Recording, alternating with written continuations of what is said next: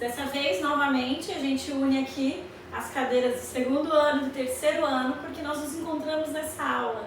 Então, para o segundo ano, nós estamos falando, vou pegar a apostila aqui para não falar nada errado, aulas 31 e 32. Para o terceiro ano, estamos falando da aula 7 da apostila de vocês, tá, gente? Vou usar as duas apostilas aqui para ninguém se sentir ofendido. Vamos lá, gente. Partidos políticos. A gente fala que partido político talvez seja aquilo que nós denominamos como mal necessário, né? Quando eu expliquei para vocês o que é Estado, eu falei que tinha o Estado, aqui o governo, e quem de fato governa são os políticos. Só que para um político ser eleito, nós precisamos de coligações em partidos políticos. A ideia é a seguinte, gente, alguém precisa se unir para vencer a eleição. E essa, para mim, vão ter várias formas de você dizer o que é um partido. Eu gosto muito dessa, que é o quê? Os partidos são que se unem para vencer as eleições. Eu preciso colocar um representante meu lá dentro do governo. Então, alguém precisa ter uma legenda, uma ideia, um ideário, uma forma de pensar parecida com a minha, aquilo que me faz, por exemplo, votar em um partido. Muitas vezes quem vai angariar voto nem é tanto o representante, é o partido. Ou o contrário, mas eu já chego nessa discussão. É uma aula bacana, que eu gosto bastante. Talvez surjam duvidas, que é uma aula que normalmente eu tenho bastante questionamentos. Mas, como a gente está por aqui, vocês têm o WhatsApp como forma da gente conversar um pouco sobre essa aula. Vamos lá? Partido, ele não é novo. Existe a ideia de partidos desde antigamente. A gente já viu partidos como associações. Essas associações, elas serviam mais para dizer a vontade de um grupo específico. Essa convenção de partidos como nós enxergamos hoje, elas vão caminhar do século XVIII, século XIX, onde as pessoas de fato, elas se posicionam para ser representadas. E a ideia que nós temos de partido na forma moderna é que você pode se coligar, você pode ajudar financeiramente, você pode ser um candidato ou apenas um simpatizante da legenda. É o que acontece bastante com o partido do PT. Existem muitas pessoas que de fato a gente fala que são petistas, ou na verdade que a gente fala esquerdistas ou pessoal de direita, porém esse fato de se ligar a um partido tem muito a ver com aquilo que eu penso. Se a minha ideologia é uma pegada mais socialista, normalmente eu estou associado ao Partido dos Trabalhadores. Assim como se eu tenho uma visão mais, como a gente fala, burguesa, talvez a gente está ligando isso ao partido de direita, PMDB, PSDB, assim como vocês decidirem. Não é uma aula que eu vou ficar fazendo críticas, não que eu não goste de um debate, né, gente? Porém, infelizmente, Melissa, eu não estarei em sala de aula, não consigo conversar com vocês sobre isso. Mas a questão é que o partido teve sempre muita associação com essa palavra, como o Weber fala, poder. Porque, de fato, quem entra no Estado, nós já sabemos que foi uma coisa que eu falei muito para vocês em sala de aula, é que junto com o Estado, nós temos dois poderes legítimos. Nós temos o Estado, o poder de fazer leis, e do meu lado também o poderio da força, que é militar.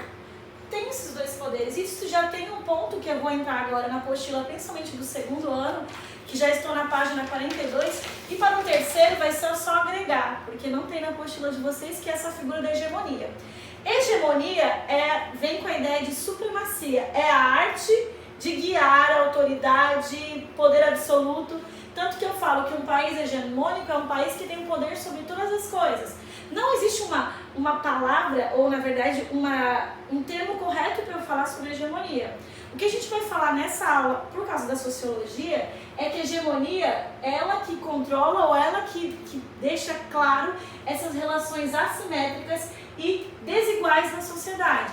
Por exemplo, é através da hegemonia que a gente sabe que a classe baixa vai ser sempre prejudicada e a classe alta vai ser sempre beneficiada. É o controle da sociedade. É um sistema que a sociedade civil já está inserido e não reclama para tanto. Mas ainda a gente tem uma forma de coerção que talvez seja mais forte que a hegemonia, que é um conceito chamado de dominação. A dominação é uma coação intensa e muitas vezes usa violência. A gente viu muito esse conceito de dominação quando a gente estava tratando de República Café com Leite, em que as pessoas, vocês sabem que é o chamado voto do cabresto, as pessoas eram dominadas, elas eram impulsionadas a colocar quem os políticos, enfim, eles queriam que entrasse no poder. Isso não aconteceu só uma vez no Brasil, tá, gente? Esse voto que a pessoa era obrigada a votar em quem os coronéis queriam, né, gente? Mas vamos lá. A diferença entre esses é que quando eu estou falando de hegemonia, eu estou falando de socioeconômico. Então já está muito claro, como eu disse para vocês, esse conceito de essa diferença entre quem tem mais e quem é mais respeitado já está inserido. É socioeconômico. Então, eu vou ser melhor visto, eu sou mais quisto e tudo mais. Isso tem muito a ver com esse conceito de hegemonia, essa classe hegemônica. Agora, quando eu falo em classe dominante, eu estou falando sociopolítico. Por quê? Quem nos coage? O Estado. Quem nos coloca nessa situação de que eu tenho que obedecer, que eu sou uma classe dominada, quem garante isso muitas vezes através da própria violência é o Estado.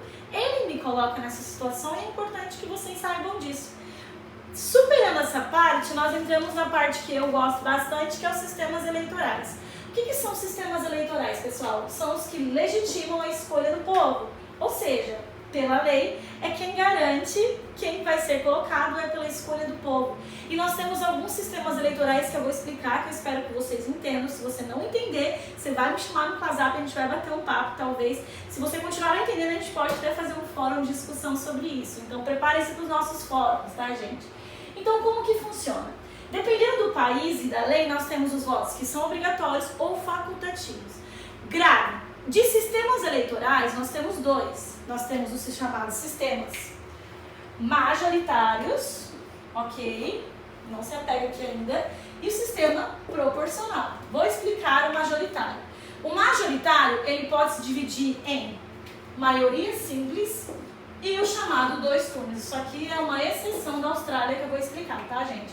O sistema de maioria simples, como o próprio nome diz, ele vem lá da forma dos distritos e do parlamento, mas é bem fácil. O mais votado vai ser eleito. Ó, sucessão. E quando eu falo de sistema majoritário, são as eleições para escolher o poder executivo. Então, o presidente se escolhe dessa forma, o prefeito e o governador. Queridos, o que significa? Para esses 3 governantes, o que funciona é isso. Quem é mais votado é eleito. Só que você pensa, professora, mas maioria simples, quem é mais votado é eleito. Isso acontece muito bem, por exemplo, quando eu falo no Brasil inteiro? Não. E para tentar contornar alguns problemas que existiam, porque nem sempre a maioria era ouvida, foram criados os chamados sistemas de maioria simples, mas majoritários de 2 turnos. Não confundam, tá? Ou é maioria simples ou é 2 turnos. Você pode chamar isso aqui também de maioria absoluta. Só que esse sistema de 2 turnos, amiguinhos, só funciona para cidade grande. Por exemplo, Cajati, Pariquera, Iguape, todas as escolas que estão assistindo essa aula minha, o sistema é maioria simples. Por quê? Para ser maioria absoluta ou 2 turnos, a cidade tem que ter mais de 200 mil habitantes. Então, se a cidade não tem mais de 200 mil habitantes, é só maioria simples. Para ser maioria absoluta, deve ter mais de 200 mil. Então, é importante, vocês sabem que a nossa cidade, nós estamos um pouco longe disso, então o nosso sistema, maioria simples. Como funciona para você vencer no sistema majoritário? Você deve ter 50% mais 1. Estou eleito. Ok, amiguinhos, continuando. Lembra que eu falei da exceção? Existe uma exceção do sistema majoritário que só acontece na Austrália, que é o chamado voto alternativo. Na Austrália, eles votam de forma diferente. Eles não votam, tipo, no candidato Dória, no candidato, sei lá, enfim. Falei do Dória porque a gente tá com raiva, porque ele tá mantendo a gente em isolamento. Lili tá morrendo de raiva, tá, gente? Ela tá aqui perto de mim, ela falou que todo dia ela tem vontade de pegar o Dória. Mas vamos lá. No voto alternativo na Austrália, você nomeia. Então, assim, eu gosto muito do candidato A, então eu coloco ele no número 1. Então, o número 1 é o A. O 2, eu gosto do candidato D, então ele vai aqui. No 3, eu gosto do Y. E aí você vai nomeando até acabar em todos os candidatos. E aí como que faz, professora? O maior vai tomando o voto do menor até que esse que é o número 1, ou que vai vencer, atinja o chamado 50% mais 1. Pessoal, esse é um sistema extremamente de exceção, então você não precisa ficar desesperado caso você não entenda. A apostila de vocês traz de uma forma bem clara, mas é isso. Os de baixo vão dando votos pro de cima até que o mais, chegue nos 50% mais um e aí ele é eleito. É um sistema um pouco mais complexo, mas talvez seja legal porque você acaba votando em todo mundo, não só em uma pessoa. É mais uma forma de contornar. Deu para entender? Espero que sim. Se não deu, volta a minha aula e a gente continua aí, tá, gente? O segundo sistema eleitoral é o chamado proporcional. Esse eu acho extremamente interessante. São aqueles que vão escolher legislativo. Então, vereadores, deputados estaduais, deputados distritais, deputados federais, são dessa forma. Como que funciona, gente? É a parte que a professora de sociologia fica com medo porque tem um pouco de matemática. Para você decidir isso daí, quem vence é cadeira. Opa, é partido e não candidato, diferente daqui, ok? O presidente vai muito daquilo que a gente se afeiçoa por ele. Não que o partido não seja importante, claro que é, mas vai muito com a figura do candidato. Aqui não, aqui quem é forte é o partido. E aí eu explico por que é interessante para um partido as coligações partidárias e por que é importante para o partido ter, por exemplo, um tiririca no meu partido. E vocês vão entender por quê. Porque o coeficiente eleitoral, o quociente eleitoral é assim. Eu termino a votação em Cajati, eu pego e somo todos os votos válidos da cidade de Cajati. No meu exemplo, que vocês sabem, né, que eu sou de humanas, então eu fiz um fácil para mim, é que no total dos votos válidos de Cajati, nós temos 18 mil votos válidos. E nós temos na Câmara de Vereadores 9 cadeiras. O que eu faço? Pego o número de votos válidos, divido pelo número de cadeiras e me deu o quociente, 2.000 votos. O que significa, professora? Significa que para eu ocupar uma cadeira, eu tenho que ter 2.000 votos no mínimo. Por isso que, nossa, tem muita gente, eu fico com raiva pra caramba às vezes, que a gente tem um candidato a vereador que o cara fez sozinho 1.000 votos, mas não entrou, enquanto um de 500 votos entrou. Por quê, professor? Entendam. Porque quem conseguiu a cadeira foi o partido. Então o partido fez uma baita de uma coligação e só o partido do PT teve 4.000 votos. Então o PT tem direito a 2 cadeiras. Então quem que entrou do PT? Um que tinha 2.000 sozinho e um que tinha 500 sozinho. Mas aí somando com os outros deu para pegar uma cadeira. Aí o cara que teve 1.500 votos, só ele e o partido não entra. Então esse é, na verdade, um sistema que tem muita gente que fica com raiva. Espero que vocês tenham entendido. Então quem ganha a cadeira é o partido, não o candidato. Por isso que eu falei, por que eu quero o Tiririca? Porque o Tiririca, porque ele tem uma votação muito grande, um número muito grande de votantes, ele consegue ir e puxar com ele uma galera. E aí, por isso que é interessante ter o Celso Russomano, um Tiririca, porque é uma figura forte que agrega muitos votos e eles não vão sozinhos, eles vão com uma galera. Às vezes a pessoa teve pouquíssimos votos, é ridículo o número, é irrisório, porém ele entra. Porque quem conseguiu foi o total do partido e não tanto a pessoa. O sistema proporcional, ele é para ser um sistema muito mais democrático, mesmo que a gente parece que a olho nu, nossa, aqui como estudante, professor, a gente acha que é um pouco injusto. Porque muitas vezes um candidato tem um super número de votos nas cidades pequenas como as nossas e uma pessoa que tem irrisórios, 200 votos entra e aquele que teve uma baita votação não entra porque o partido dele não foi forte o suficiente para atingir aquilo que nós chamamos de quociente eleitoral. Essas são as formas de sistemas eleitorais que nós temos na nossa apostila. Aí a gente vai falar um pouco sobre essa questão de voto ainda, sobre representatividade de poder. Isso tem nas 2 apostilas. Sobre, primeiro, igualdade eleitoral. Os sistemas eleitorais modernos, democráticos, eles mostram que os cidadãos, eles têm a mesma força do seu voto, diferente de como era na história antigamente, né, gente?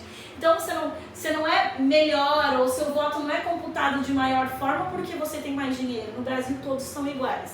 Próximo ponto, grau de representatividade. Então assim, é maior em sociedades que aplicam o sistema de proporcionalidade, garantindo grupos minoritários no parlamento.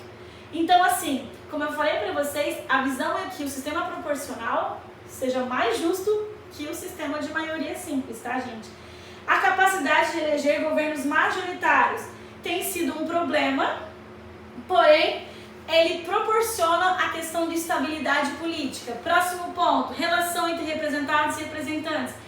A gente precisa cada vez mais atuar nessa questão de que não somente votei, mas eu posso e eu busco a minha representação cada vez maior. E o grau de escolha é permitido. Então, assim, o voto ele tem que ser indicativo de proporcionalidade de certas opiniões ou siglas partidárias.